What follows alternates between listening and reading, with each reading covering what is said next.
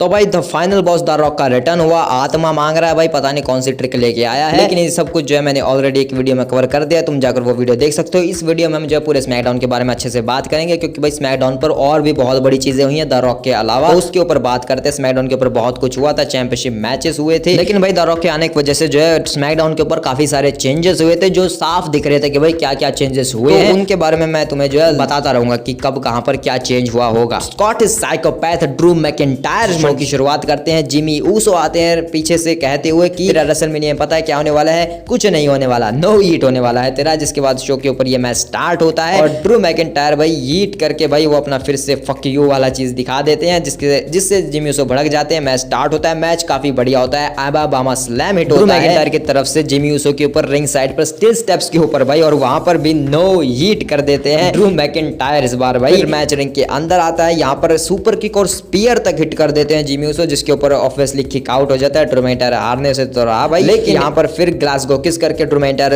Claymore के लिए आता है, रिवर्सल होता है सुपर किक से, उसके बाद एक फिर से ग्लासगो किस, जिसके बाद भाई ड्रू मैकिंटायर भड़क जाते हैं और चिल्लाने लगते हैं, यानी कि आपा खो देते हैं। ड्रू मैकिंटायर अपना स्कॉटिश साइकोपैथ का बाहर आ चुका था, जिसके बाद यहाँ पर वो एक और आबाबामा स्लैम के लिए उठाते हैं, लेकिन यहाँ पर इस तरीके से रोल अप पिन करते हैं जिमी ऊसो के वो मैच को जीत कर निकल लेते हैं। भाई जिमी ऊसो ने ड्रू मैकिंटायर को हरा दिया भाई, ये बहुत बड़ी चीज है। जिमी ऊसो ने पिन किया यहाँ पर ड्रू मैकिंटायर को, जिससे ड्रू मैकिंटायर फ्रस्ट्रेटेड हो जाते हैं, वो अटैक कर देते हैं जिमी ऊसो के ऊपर और कहते हैं कि तू नहीं जाने वाला रेसलमेनिया, तेरे लिए कोई रेसलमेनिया नहीं होने वाली, समझा। जिसके बाद वो एक ब्रूटल क्लेमोर किक के लिए जाने वाले थे, लेकिन यहाँ पर ऑफिशियल्स आ जाते हैं, वो उसे रोक लेते हैं, लेकिन भाई ड्रू मैकिंटायर कहाँ किसी की सुनने वाला है, वो वापस भाग कर आता है और यहाँ पर एक शानदार क्लेमोर किक बजाता है जिमी ऊसो के चेहरे के ऊपर, जिसके बाद हंसते मुस्कुराते हुए अपनी साइकोपैथ वाली हंसी लेकर यहाँ से निकल लेता है। तो भाई ड्रू मैकिंटायर अपनी मस्ती में मगन रहता है हमेशा, लेकिन अपनी मस्ती में मगन यहाँ पर कार्मेलो हेस घूम रहे थे, R-Truth वहां पर आते हैं और भाई तेरा आज हमारा मैच है। कार्मेलो कहते हैं कि नहीं आज हमारा कोई मैच नहीं, अरे है उसने बनाया है, हमारा टैग टीम मैच है, हिम के साथ है। कार्मेलो कहते हैं कि तू ये हिम वाला गेम मुझसे मेरे साथ मत खेल। तो यहाँ पर डमिस आ जाते हैं और वो कहते हैं कि वो हिम मैं हूँ, आज हमारा टैग टीम मैच है। और वो R-Truth से पूछते कि तुम्हारा पार्टनर कौन है, तो R-Truth कहते हैं कि मेरे पास एक बहुत ही बेहतरीन बंदा है, इसी शहर का लुजियाना का खुद का योद्धा है, मैं उसे बुला कर लाता हूँ जल्दी से। तो यहाँ पर मिस जो है कार्मेलो से बात करते हैं कि और हमारी जोड़ी काफी सही है, मैं काफी टाइम से इस बारे में सोच रहा हूँ, मेलो मिस कम ऑन। यहाँ पर R-Truth वापस आते हैं और कहते हैं कि तुम्हें ऑसम कहना चाहिए। तो भाई ये सेगमेंट तो वैसे काफी फनी था, जब तुम देखोगे इसका वर्णन करने में काफी परेशानी हो रही है मुझे वैसे, क्योंकि भाई R-Truth भाई अलग ही लेवल की पंगेबाजियां करता है। मिस यहाँ पर अपनी एंट्रेंस कर रहे होते हैं, लेकिन अचानक से मेलो खुद ही आ जाते हैं यहाँ पर, और खुद की एंट्रेंस भी मिस के अंदर ही घुसा देते हैं, और काफी अच्छी तरीके से इनकी टैग टीम एंट्रेंस हो रही थी भाई, क्योंकि द डीप और ए ट्रेन वाली मैंने तुम्हें बताया है वो क्या कुछ है, तो वो उस तरीके से काफी फिट बैठ रहे हैं भाई। R-Truth यहाँ पर एंट्रेंस करते हैं व्हाट्सएप करके, जिसके बाद वो कहते हैं कि ठीक है स्वागत करो लुजियाना नाइट का। LA नाइट होते हैं भाई मिस्ट्री पार्टनर R-Truth के भाई, वो LA नाइट लॉस एंजलिस है भाई, इसने लुजियाना का नाइट बना दिया भाई, मतलब क्या ही कहें। LA नाइट बर्गर खाकर रिंग के अंदर आते हैं। ये टैग टीम मैच शो के ऊपर स्टार्ट होता है, LA night R-Truth versus Miz and Carmelo Hayes, जिसमें भाई R-Truth भाई अलग लेवल का बंदा है, वो जाकर मिज को टैग दे देता है भाई। अब LA नाइट की साइड है भाई, उसके बाद भाई वो कार्मेलो को एक आर्म ड्रैग हिट करता है, उसके बाद खुद रेफरी बन के जो है 1 2 3 करने लगता है और कार्मेलो उसकी काउट भी कर देता है, जैसे जॉन सीना ने उसके ऊपर पिन किया होगा भाई, ऐसा लग रहा था भाई। और कार्मेलो भी हैरान हो जाता है कि ये क्या कर रहा हूं मैं इसके। तो भाई मानो या ना मानो, लेकिन काफी फनी और एंटरटेनिंग मैच था भाई ये, मुझे तो भाई पर्सनली बहुत मजा आया। एंड में यहाँ पर रिंग साइड पर जाकर LA नाइट मिज लड़ रहे होते हैं, रेफरी का ध्यान नहीं होता है, तो शिंसुके नाकामुरा इंटरफेयर करता है मैच में, वो अटैक कर देता है LA नाइट के ऊपर। रिंग के अंदर कार्मेलो और मिज जो है R-Truth को अपना एक बेहतरीन tag team finisher combination hit करते हैं, यानी कि कार्मेलो जो है वहां पर कोड रेड हिट करता है, मिज अपना शक्ल क्रशिंग फिनाले हिट कर देते हैं और मैच को जीत जाते हैं। और इनकी दोस्ती भाई मतलब इनकी टीम काफी अच्छी बन सकती है ऐसा लग रहा है कार्मेलो को भी भाई यहाँ पर। तो फाइनली मिज को जो है एक पार्टनर मिल चुका है यहाँ पर। LA नाइट के ऊपर अटैक की वजह से यहाँ पर वो लोग जीते हैं, तो ये बात याद रखना कि भाई कॉस्ट करवाया है ये मैच LA नाइट को शिंसुके नाकामुरा ने। तो इनकी स्टोरी भी काफी अच्छी चल ही रही है फिलहाल देखा जाए तो। जिसके बाद शो के ऊपर टिफानी स्ट्रैटन आती है, उनका कैंडिस लेरे से मैच होने वाला है। एलिमिनेशन चेंबर के लिए भी इनका जो टैग टीम मैच है वो ऑफिशियल हो चुका है, यहाँ से मैं पता चल जाता है। टिफानी स्ट्रैटन यहाँ पर आकर कहते हैं कि मैं देख रही हूँ सब लोग बस पीछे पड़े हैं बुरी तरीके से, और देखा जाए तो वो लोग जलते हैं मेरी सक्सेस से। और वो शार्लेट वो तो बड़ी अजीब है, मैं तो सिर्फ सुना था कि वो जो है लोगों की लाश के ऊपर से जाती है, हारे हुए थके हुए लोगों को, कमजोर लोगों को अपना निशाना बनाती है जानबूझकर। आज मैंने देख भी लिया जो पिछले हफ्ते उसने किया। नाया जैक्स और कैंडिस लेरे यहाँ पर इंटरप्ट करती हैं टिफानी स्ट्रैटन को, और वही रोज की बकवास होती है। जिसके बाद शो के ऊपर यहाँ पर ये टिफानी स्ट्रैटन वर्सेस कैंडिस लेरे का बेहतरीन मैच स्टार्ट होता है। शार्लेट फेयर रिंग साइड पर मौजूद है, इस मैच को देख रही होती है। यहाँ पर टिफानी स्ट्रैटन अपना फिनिशर देने जब जाती है तो नाया जैक्स बीच में इंटरफेयर करती है, वो नाया जैक्स को साइड करती है और एक आबा बामा स्लैम यहाँ पर कैंडिस लेरे को हिट करके शार्लेट फेयर को कहते हैं कि रेसलमेनिया में मैं तुझे देख लूंगी। जिसके बाद वो रिंग के अंदर आती हैं, prettiest move shot ever hit करती हैं, पिन करके अपने मैच को जीत जाती हैं।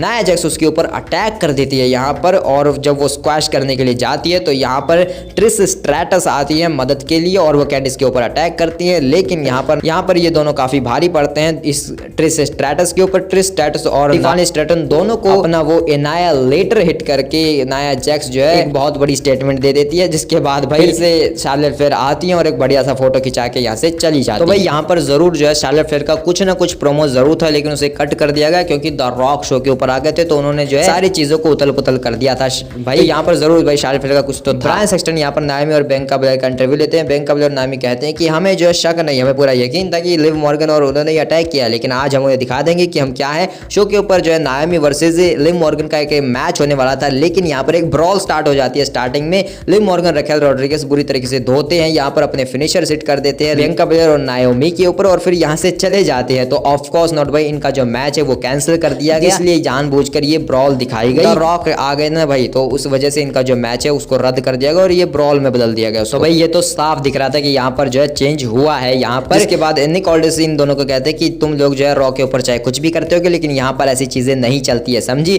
जिसके बाद भाई निक ऑल्डर्स का दिमाग खराब करने के लिए चेल्सी ग्रीन भी आ जाती है यहाँ पर और वो कहते हैं कि मेरा बताओ, चेल्सी ग्रीन हूँ मैं और मेरा एलिमिनेशन चेंबर में क्या होने वाला है। और निक ऑल्डर्स कहते हैं कि तुम एलिमिनेशन चेंबर में नहीं हो। तो चेल्सी ग्रीन कहते हैं कि ये कैसी गलत बात है, मैं वहाँ कनाडा की लड़की हूँ मैं और मुझे ही नहीं वहाँ पर होना है, कितनी गलत बात है ये, तुम्हें कुछ तो करना चाहिए। तो निक ऑल्डर्स कहते हैं कि ठीक है, अगले हफ्ते के लिए तुम अपने मैच को तैयार कर सकती हो, स्मैकडाउन पर तुम्हारा मैच होगा टोरंटो में। जिसके बाद चेल्सी ग्रीन कहते हैं कि हाँ ठीक है, लेकिन मुझे और इन्फॉर्मेशन तो देते जाओ, अरे बताओ तो किसके साथ है, क्यों है, मुझे और जानना है। तो भाई चेल्सी ग्रीन का कोई मिस्ट्री मैच होने वाला है, ऑफ कोर्स नॉट भाई, फिर से मीचन वगैरह आ जाएंगे। जिसके बाद शो के ऊपर DIY आते हैं और वो यहाँ पर अपना सड़ा हुआ भाषण स्टार्ट करते हैं। वो सबको कहते हैं कि झुको हमारे सामने, थोड़ी देर के लिए मौन व्रत धारण करते हैं प्रीटी डडलीज के लिए, लेकिन प्रीटी डडली यहाँ पर आ जाते हैं। उसके बाद एंट्रेंस के दौरान इनकी फाइट स्टार्ट हो जाती है और गाना बज ही रहा है भाई, काफी मजा आ रहा था वैसे मुझे तो। शो के ऊपर ये टैग टीम मैच स्टार्ट होता है WWE टैग टीम चैंपियनशिप्स के लिए भाई ये मैच था, जो भी काफी अच्छा चल रहा होता है। प्रीटी डडली पूरे मोमेंटम में होते हैं भाई,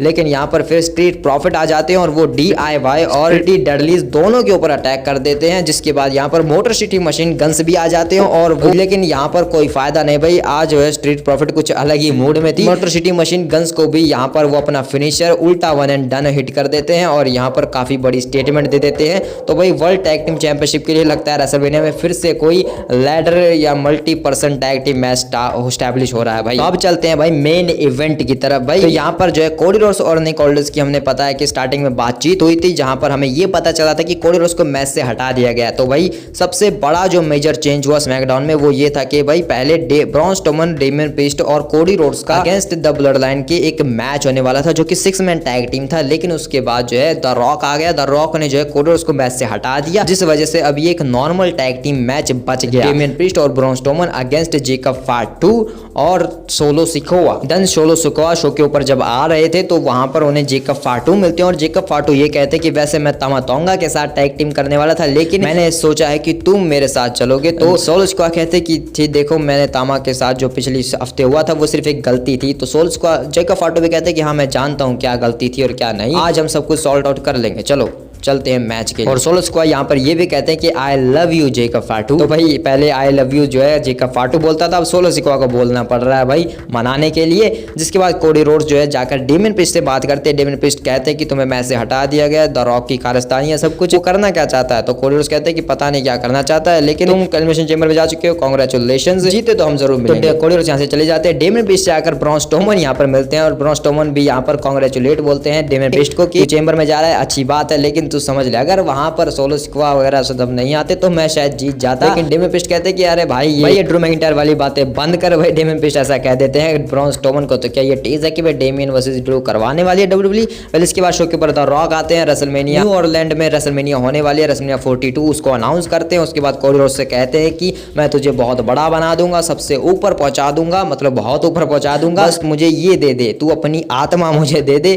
और चेंबर में मुझे बताना कि तेरा फैसला क्या है। ऐसा कहकर द रॉक चले जाते हैं। इस पूरे सेगमेंट को भाई अच्छे से कवर अप किया है मैंने पिछली वीडियो में, तो तुम जाकर वो देख सकते हो इस सेगमेंट के लिए। इसके बाद शो के ऊपर मेन इवेंट में डेमियन प्रीस्ट एंट्रेंस करते हैं। उसके बाद जेकब फाटू सोलो सिक्वा आ रहे होते हैं। भाई सोलो सिक्वा कुछ कह रहे होते हैं, लेकिन जेकब फाटू अचानक से बोल पड़ते हैं, जिसके ऊपर सोलो सिक्वा भी हैरान हो जाता है कि ये कैसे बोल पड़ा बीच में। यहाँ पर भाई जेकब फाटू ये कहते हैं कि मेरा गाना बजाओ, तो भाई जेकब फाटू का गाना बजता है। जेकब फाटू यहाँ पर एंट्रेंस करते हैं। ऐसा लग रहा है कि भाई जैसे जेकब फाटू कंट्रोल में है और उनके साइड किक है अब सोलो सिक्वा और तामा तोंगा। तो भाई सोलो सिक्वा का जो ऑरा है वो बहुत कम हो चुका है, क्योंकि जेकब फाटू ने पिछले कुछ हफ्तों में जो किया है वो बहुत ही बैंगर चीजें की है उसने। तो जेकब फाटू और सोलो सिक्वा यहाँ पर एंट्रेंस कर लेते हैं। ब्रॉन स्ट्रोमन और डेमियन प्रीस्ट भी रिंग के अंदर होते हैं। मैच स्टार्ट होता है। उसके बाद जो है ट्रेन चलती है, लेकिन तामा तोंगा ट्रेन को रोकने का ट्राई करता है, लेकिन जेकब फाटू यहाँ पर ब्रॉन स्ट्रोमन को बैरिकेड के पीछे फेंक देता है। तो भाई जेकब फाटू तो जेकब फाटू ही है। उसके बाद ये टैग टीम मैच ऐसे ही चलता रहता है। ब्रॉन स्ट्रोमन अपने जलवे दिखाता है। यहाँ पर वो एक स्पाइन बस्टर हिट करता है। सोलो सिक्वा डेमियन प्रीस्ट का मैच होता है। तो भाई सुपर किक और फिर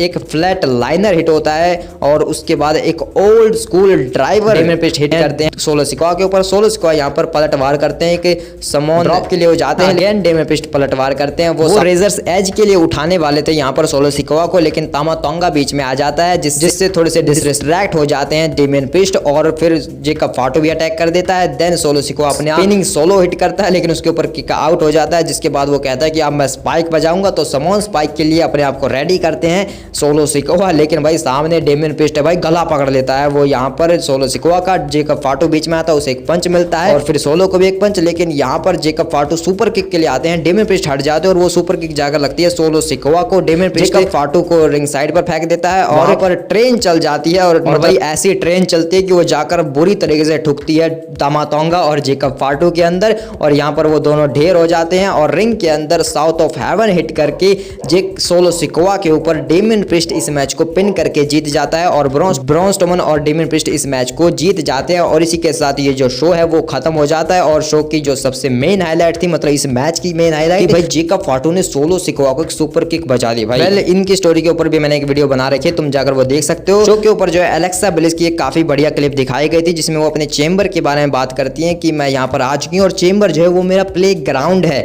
वहां पर मैं पहले भी खेल चुकी हूँ, और पहली बार जब चेंबर हुआ था तो मैं ही उसको जीती थी। तो भाई काफी बड़ी स्टेटमेंट देती है एलेक्सा ब्लिस।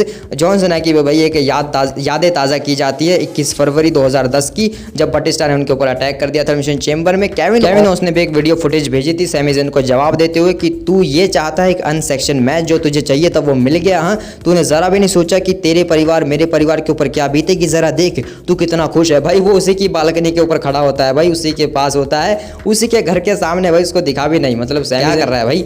तो केविन ओस कहते हैं कि तू देख तू कितना खुश है, लेकिन तू चाहता है कि इन सब के आंखों में आंसू हो, तो इन सबको रुलाना चाहता है। ये याद रखना कि ये सब तूने मांगा है, तब जब तेरी फैमिली रोएगी तो वो तेरी वजह से होगा, तो इस चीज़ को हमेशा याद रखना। तो वही एलिमिनेशन चेंबर के लिए इनका अनसेक्शन मैच होने वाला है। द रॉक भी एलिमिनेशन चेंबर में होने वाले हैं। कोडी रोड्स क्या उसका जवाब देंगे या नहीं, वो देखने लायक बात होगी। द रॉक ऑफिशियल हो चुकी है एलिमिनेशन चेंबर के लिए, तो बहुत बड़ी बात है। वैसे द रॉक ने एक फैन को भी कहा था कि जरा अपना मुंह बंद रख, वरना वहीं पर आकर तुझे एक थप्पड़ मारूंगा। तो भाई द रॉक है, फाइनल बॉस वाले कैरेक्टर में पूरी तरीके से आ चुका है। द रॉक इंगेज करने वाला है एलिमिनेशन चेंबर में भी, तो बहुत मजा आएगा भाई। एलिमिनेशन चेंबर के लिए बहुत ज्यादा हाइप बढ़ चुकी है इसके बाद।